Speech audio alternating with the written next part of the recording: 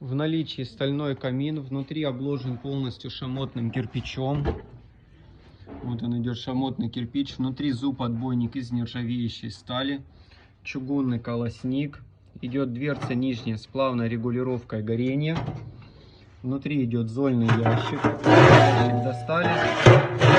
Золу полностью высыпали. Дверца нижняя идет герметичная. Топочная дверь идет герметичная, со стеклом, с зажимной ручкой. По бокам красивая плитка. Эту плитку в дальнейшем можно поменять на тот дизайн. Если вы захотите поменять обои, вы поменяли плитку, и также камин ваш остался. У него идут конвективные отверстия, то есть расстояние между наружным кожухом и внутренняя часть, оно обдается полностью воздухом, и камин по бокам не перегревается.